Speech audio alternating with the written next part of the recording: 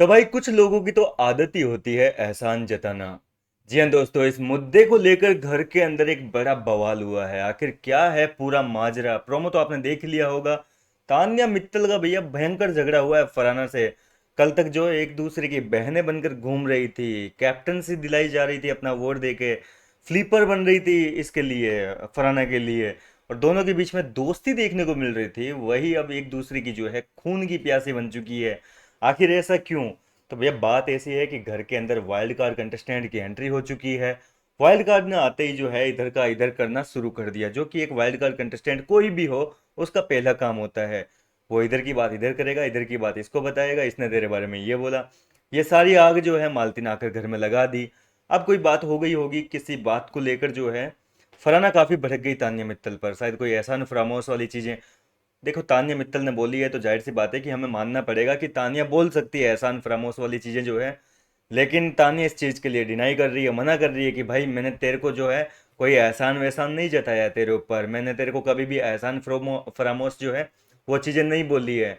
और इस मुद्दे को लेकर दोनों के बीच में शुरू में थोड़ी थोड़ी बहसबाजी हुई, लेकिन यहाँ पर जिशान कादरी जो है उसने थोड़ा सा साइड ले लिया भैया तान्या मित्तल का, और तान्या को सपोर्ट करने लगे। तान्या को तो आपको पता ही है, सपोर्ट करते ही हैं जिशान कादरी। घर के अंदर दोनों का अच्छा रिश्ता बना हुआ है, क्योंकि अगर ये अच्छा रिश्ता खत्म हो जाएगा तो तान्या मित्तल जो है वो चाय वाय नाश्ता वास्ता ये देना बंद कर देगी जिशान कादरी को। तो भैया जिशान को तो साइड लेनी है।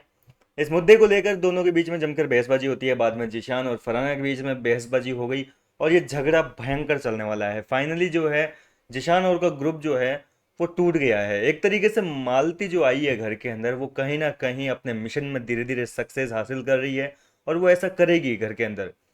मालती के आने से काफी प्रभाव पड़ा है घर के अंदर। फिलहाल तो देखो क्या क्या होता है। मुझे तो लगता है मालती को गेम चेंजर बना के ही घर के अंदर भेजा है। जो सो रहे थे ना इतने दिन से कंटेस्टेंट आराम से मस्ती से, अब उन लोगों को जगाने आई है मालती, बताएगी इधर की इधर।